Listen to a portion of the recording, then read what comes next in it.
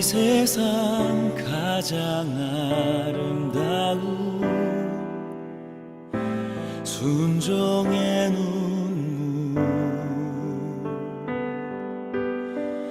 온 세상 다시 빛나게 한 생명의 눈물. 그가 이 땅에 오신 이유, 죽어야 살게 되고 져야만 승리하는 놀랍고 영원한 신비. 지으신 그대로 회복시킨 우리의 창조주 그리스도, 십자가의 길로 아버지 뜻 이루셨네. 그가 이 땅에 오신 이유, 이제 우리에게 맡겨진 그 소망, 그 사랑, 그 생명, 아름답고 눈부신 십자가의 길, 우리가 이 땅에 살아갈 이유.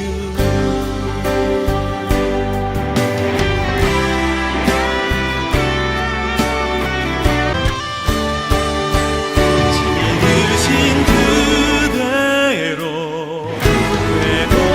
회복시킨 우리의 창조주 그리스도,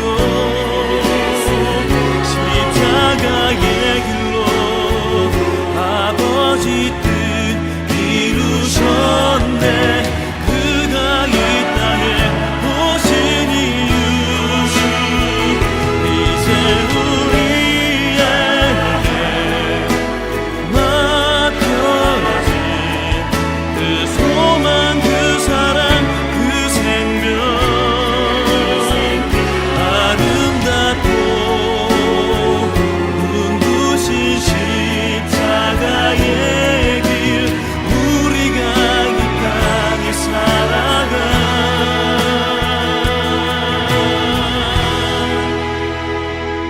이유.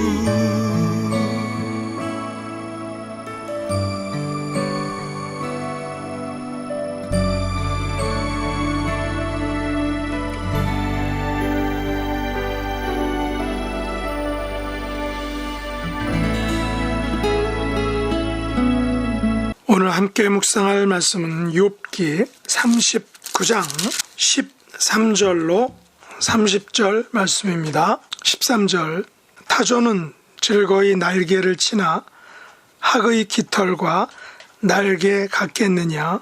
그것이 알을 땅에 버려두어 흙에서 더워지게 하고 발에 깨어질 것이나 짐승에게 밟힐 것을 생각하지 아니하고 그 새끼에게 모질게 대함이 제 새끼가 아닌 것처럼 하며 그 고생한 것이 헛되게 될지라도 두려워하지 아니하나니, 이는 하나님이 지혜를 베풀지 아니하셨고 총명을 주지 아니함이라. 그러나 그것이 몸을 떨쳐 뛰어갈 때에는 말과 그 위에 탄 자를 우습게 여기느니라. 말의 힘을 내가 주었느냐? 그 목에 흩날리는 갈기를 내가 입혔느냐? 내가 그것으로 메뚜기처럼 뛰게 하였느냐? 그 위험스러운 콧 소리가 두려우니라. 그것이 골짜기에서 발굽질하고 힘있기를 기뻐하며 앞으로 나아가서 군사들을 맞대 두려움을 모르고 겁내지 아니하며 칼을 대할지라도 물러나지 아니하니, 그의 머리 위에서는 화살통과 빛나는 창과 투창이 번쩍이며 땅을 삼킬 듯이 맹렬히 성내며 나팔 소리에 머물러 서지 아니하고 나팔 소리가 날 때마다 힝힝 울며 멀리서 싸움 냄새를 맡고 지휘관들의 호령과 외치는 소리를 듣느니라. 매가 떠올라서 날개를 펴서 남쪽으로 향하는 것이 어찌 네 지혜로 말미암음이냐. 독수리가 공중에 떠서 높은 곳에 보금자리를 만드는 것이 어찌 내 명령을 따름이냐. 그것이 낭떠러지에 집을 지으며 뾰족한 바위 끝이나 험준한 데에 살며 거기서 먹이를 살피나니 그 눈이 멀리 봄이며 그 새끼들도 피를 빠나니 시체가 있는 곳에는 독수리가 있느니라. 아멘. 오늘 말씀의 제목은 어찌 내 지혜로 말미암음이냐 라는 것입니다. 오늘 보면 26절로 30절 말씀을 다시 보시면 매가 떠올라서 날개를 펼쳐 남쪽으로 향하는 것이 어찌 내 지혜로 말미암음이냐.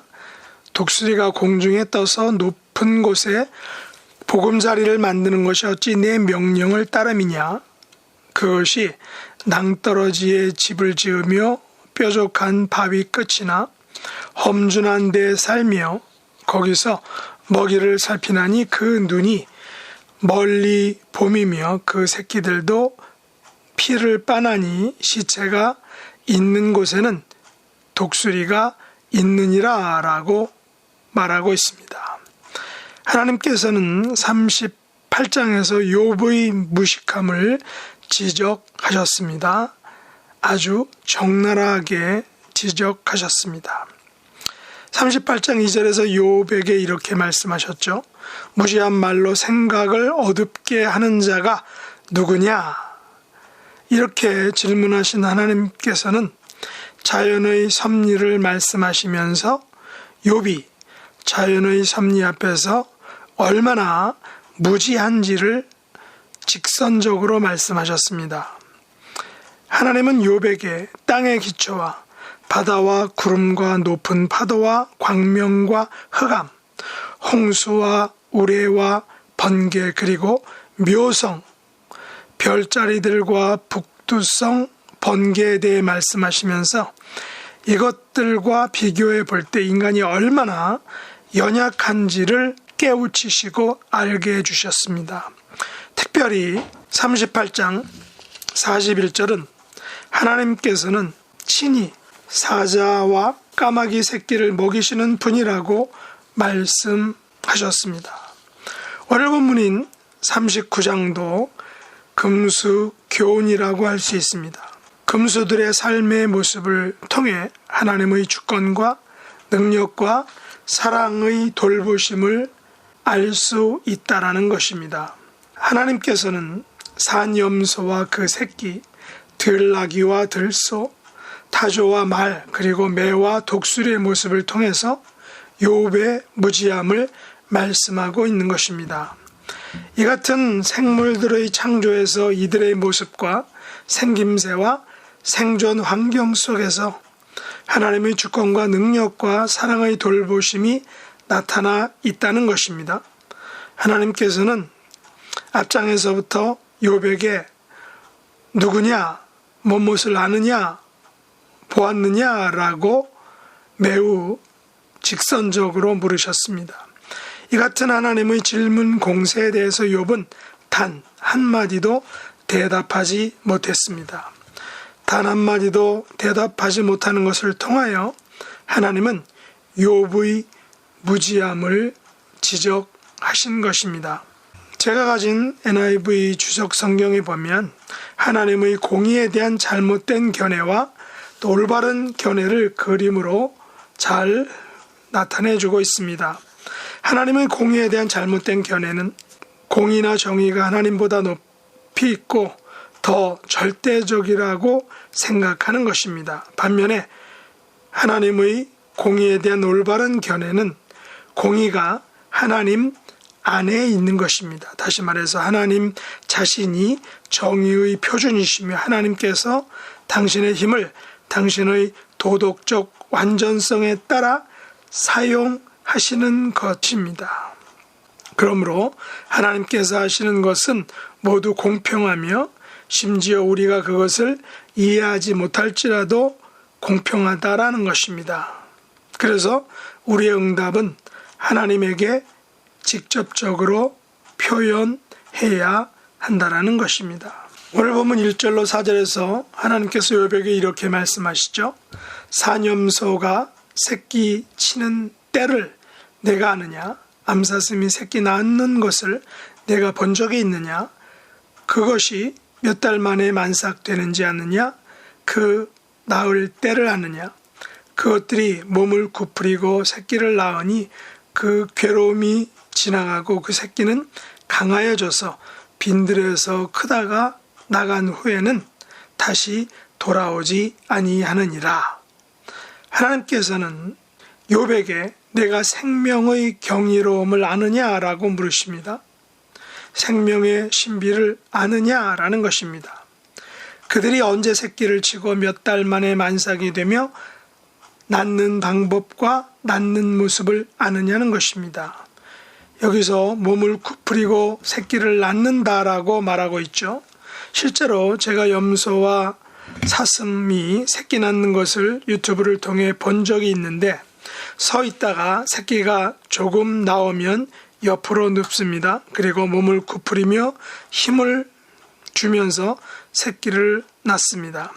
해산의 고통이 얼마나 심하겠습니까? 만일 남편이 부인의 출산의 고통을 똑같이 경험한다면 의학 소리를 나며 소리를 지를 것입니다.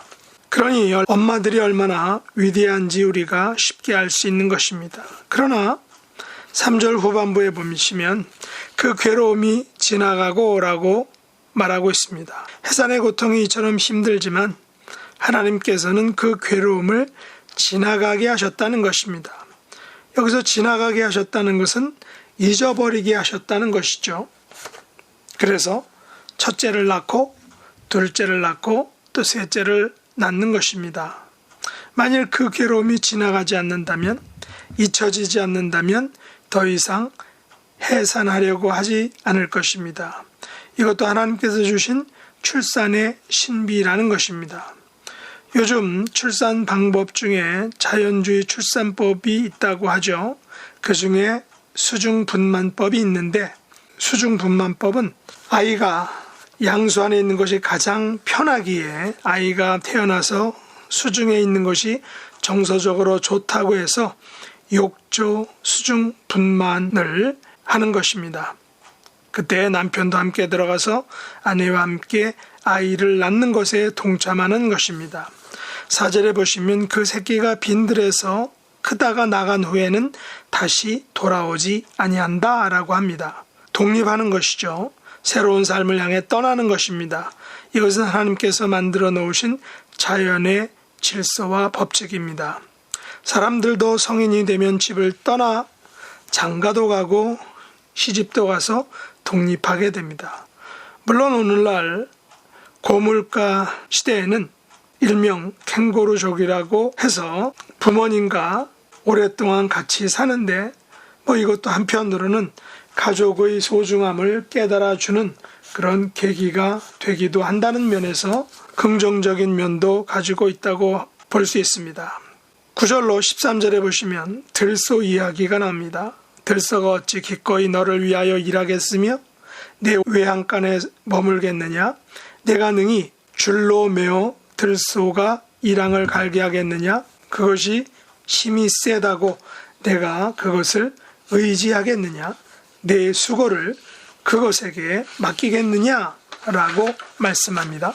구약 성경에서 들소는 종종 힘을 상징하죠. 여기서 하나님은 들소와 집에서 기른 소를 대조합니다. 들소는 사람을 위하여 일하기를 싫어합니다. 외양간에 갇혀 있기를 원치 않는 것입니다. 반면에 집에서 기른 소는 이랑을 갈지만 들소는 이랑을 갈지 못합니다. 훈련이 안 되었기 때문이죠. 일하는 방법을 모르는 것입니다. 들소는 힘이 세지만 그 힘을 일항을 가는데 사용하지 못합니다. 물론 사람들은 들소를 길들여서 일항을 가려고 할 것입니다. 그러나 하나님께서는 들소의 성격을 일항을 가는 소로 만들지 않으셨습니다. 그래서 아무리 들소를 길들이려고 할지라도 잘 안 된다는 것입니다. 왜냐하면 하나님께서는 들소를 들소답게 만드셨기 때문입니다. 어쩌면 사람들도 마찬가지죠. 사람들은 저마다의 개성이 있습니다. 독특하고 동일하지 않습니다. 다양합니다. 그래서 어떤 사람은 내성적인 사람이 있고 또 어떤 사람은 외향적인 사람이 있습니다. 이 둘이 함께 조화를 이루며 건강한 세상을 만들어가는 것입니다. 이 세상에 내성적인 사람만 있고 또 외향적인 사람만 있다면 그 세상은 건강하지 못한 세상일 것입니다. 서로의 장점을 배우고 또 단점을 보충하면서 살아갈 때 그 사회는 행복한 그리고 조화로운 사회가 될 것입니다. 하나님께서는 동물들을 독특하게 만드셨습니다. 아담이 동물들의 이름을 지어줄 때 그들이 가진 독특성을 가지고 이름을 지은 것을 알 수 있습니다. 그래서 우리는 다른 사람들에 대해서 좀 더 너그러울 필요가 있다는 것입니다. 왜냐하면 그 사람이 가진 독특성이 있기 때문이죠. 하나님께서는 사람을 똑같이 만들지 않으셨습니다. 모든 동물들을 똑같이 만들지 않으셨습니다. 하나님께서는 모든 생물을 그 종류대로, 모든 새를 그 종류대로 창조하셨습니다. 그 종류대로 창조하시고 이것을 하나님 보시기에 좋았더라라고 하신 것입니다. 만일 그 종류대로 창조하신 대신에 모두 다 똑같이 창조했다면 아마도 하나님 보시기에 좋았더라라는 말씀을 하지 않으셨을지도 모릅니다. 왜냐하면 거기에는 다양함도 독특함도 없는 모두 다 똑같은 것들이기 때문입니다. 그래서 우리는 생각이 조금 다르고 나와 맞지 않는 부분이 있어도 인정해주고 또한 참아주어야 하는 것입니다. 그 다양성을, 그 독특성을 인정해주며 함께 살아야 하는 것입니다. 이것이 창조의 질서고 하나님께서 만드신 세상이다라는 것입니다. 13절로 18절에서 타조 이야기가 나옵니다. 타조는 하면서 타조는 날개를 가지고 있으나 학의 깃털과 날개와 같지 않다는 것이죠. 학의 날개는 무척 아름다울 것입니다. 그러나 타조의 날개는 그렇지 못합니다. 타조는 알을 땅에 버려둡니다. 흙에서 더워지게 합니다. 땅에 묻어둡니다. 그러면 사람들의 발에 밟혀서 어떤 것들은 깨어지고 또 들짐승에게도 밟힐 것입니다. 그래서 알이 깨어지겠죠. 자손을 잃어버리는 것입니다. 그러나 타조는 그 사실을 모른다는 것입니다. 알이 밟혀도 개의치 않습니다. 왜냐하면 타조는 자기의 알이 발에 깨어지고 들짐승에게 밟힐지 모른다는 사실을 모르기 때문에, 알지 못하기 때문에, 깨닫지 못하기 때문에 그거를 모른다는 것입니다. 16절에 보시면 타조는 그 새끼에게 모질게 대한다고 합니다. 마치 제 새끼가 아닌 것처럼 아주 모질게 대하는 것입니다. 그리고 그 고생한 것이 헛되게 될지라도 두려워하지 않습니다. 실패를 해도 크게 절망하지 않는다는 것입니다. 그런데 타조가 두려워하지 않는 이유, 실패를 절망하지 않는 이유는 바로 하나님께서 타조에게 지혜를 베풀지 아니하셨기 때문이다라는 것입니다. 하나님께서 타조에게 총명을 주지 아니하셨기 때문입니다. 하나님께서는 타조를 지혜와 총명이 모자라는 동물로 만드셨기 때문입니다. 그러나 하나님께서 보시기에 현재 타조의 이 같은 모습이 가장 보기에 좋은 모습으로 만드셨다는 것입니다. 18절에 보시면 그러나 그것이 몸을 떨쳐 뛰어갈 때에는 말과 그 위에 탄 자를 우습게 여기느니라 라고 말합니다. 무슨 말인가요? 하나님께서는 타조를 학의 깃털처럼 아름답게 만들지 않으셨지만 자기 알을 제대로 관리하지 못하고 자기 발로 깨트리기는, 그래서 지혜와 총명이 모자라는 타조로 만드셨지만 하나님께서는 그 타조에게 몸을 떨쳐 뛰게 하셨다는 것입니다. 그래서 말과 말 탄자를 우습게 여기는 타조로 만드셨다는 것입니다. 무슨 말일까요? 하나님께서 만드신 타조의 모습을 보시면 이해할 것입니다. 타조는 8피트까지 높이 뛰고 또 15피트까지 넓이 뛰고 또 속도는 40마일 이상 달리는 그 타조. 그래서 그 타조는 말과 말을 탄 자를 우습게 가소롭게 여긴다는 것이죠. 타조는 보통의 말 못지않은 것입니다. 그 나름대로 위용을 가졌다는 것입니다. 이제 26절로 30절 말씀에 보면 매와 독수리의 이야기가 나옵니다. 매가 떠올라서 날개를 펼쳐 남쪽으로 향하여 날아갑니다. 매는 겨울에 남쪽으로 이주합니다. 강남에 갔던 제비는 봄에 다시 돌아옵니다. 새들은 계절을 잘 압니다. 언제 떠나야 할지 그리고 언제 다시 돌아와야 할지를 안다는 것입니다. 이 같은 매의 이동은 욥의 지혜로 말미암은 것이 결코 아니다라는 것입니다. 하나님께서 만드신 창조의 질서라는 것입니다. 매에게 주신 삶의 질서와 축복이기도 합니다. 하나님의 지혜로 만들어진 자연의 이치다라는 것입니다. 독수리는 공중에 떠서 높은 곳에 보금자리를 만듭니다. 낭떠러지에 집을 짓습니다. 뾰족한 바위 끝이나 험준한 데서 삽니다. 아주 높은 곳에서 먹잇감을 살피고 또 독수리는 멀리까지 볼 수 있습니다. 그러다가 목표물이 보이면 높은 곳에서 전속력으로 날아와 먹잇감을 확 낚아채 가는 것입니다. 독수리의 새끼들도 사냥한 먹잇감을 먹습니다. 그래서 시체가 있는 곳에는 항상 독수리가 있다라는 말을 하는 것입니다. 하나님께서는 하늘의 왕 독수리에게 사냥 기술을 주셨습니다. 하늘의 제왕답게 높은 곳에 보금자리를 만들도록 기술을 주셨다는 것입니다. 낭떠러지기에 살게 하셨습니다. 뾰족한 바위 끝이나 험준한 곳에 살 수 있게 하셨습니다. 독수리는 자기 새끼를 높은 곳에서 떨어뜨린다고 하죠. 만일 새끼가 날개짓을 해서 살아남으면 다행이지만 날개짓을 하다가 힘이 빠져서 멈추면 떨어져 죽게 되는 것입니다. 이런 생존 훈련을 통과해야만 비로소 하늘의 제왕이 되는 것입니다. 그래서 하나님께서는 사냥한 시체를 먹게 하셨는데 시체가 있는 곳에는 항상 독수리가 있게 하셨다라는 것입니다. 말씀을 맺겠습니다. 하나님께서는 동물들의 삶의 모습을 통해서 욥에게 말씀하셨습니다. 하나님께서 이 모든 동물들을 독특하게 창조하신 분임을 욥에게 말씀하시고 알려주신 것입니다. 마태복음 6장 26절에서 예수님께서는 이렇게 말씀하셨습니다. 공중의 새를 보라, 심지도 않고 거두지도 않고 창고에 모아들이지도 아니하되 너희 하늘 아버지께서 기르시나니 너희는 이것들보다 귀하지 아니하냐. 욥은 하나님께서 이 모든 동물들보다 욥을 더욱 귀하게 여기신다는 사실을 깊이 깨닫지 못했습니다. 그래서 공의를 하나님보다 위에 놓았던 것입니다. 그러나 하나님께서는 공의를 가지신 분이십니다. 하나님께서는 동물들의 다양함과 독특함을 통하여 당신의 창조주 되심을 직접 보여주셨습니다. 우리는 때때로 하나님의 섭리와 뜻을 이해하지 못할 때가 있습니다. 그러나 우리 하나님은 공중의 새들과 동물들을 먹이시는 분이시다라는 것입니다.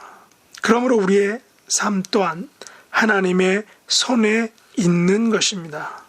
우리는 이것들보다 귀한, 존귀한 존재라는 사실을 믿고 하나님과 더불어 귀한 믿음의 자녀답게 살아가는 저와 여러분의 삶이 될 수 있기를 예수님의 이름으로 축복합니다. 기도하겠습니다. 하나님 아버지, 세상의 모든 것들, 땅의 선물을 만들어주심을 감사합니다.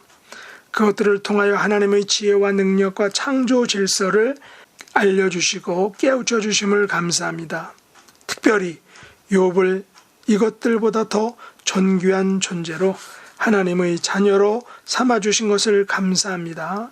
저희들도 욥처럼 존귀한 하나님의 백성으로 삼아주셨사오니 우리의 남은 삶을 하나님의 섭리와 하나님께서 뜻하신 대로 살아가는 복된 믿음의 자녀들 되게 하여 주옵소서. 예수님의 이름으로 간절히 기도드리옵나이다. 아멘.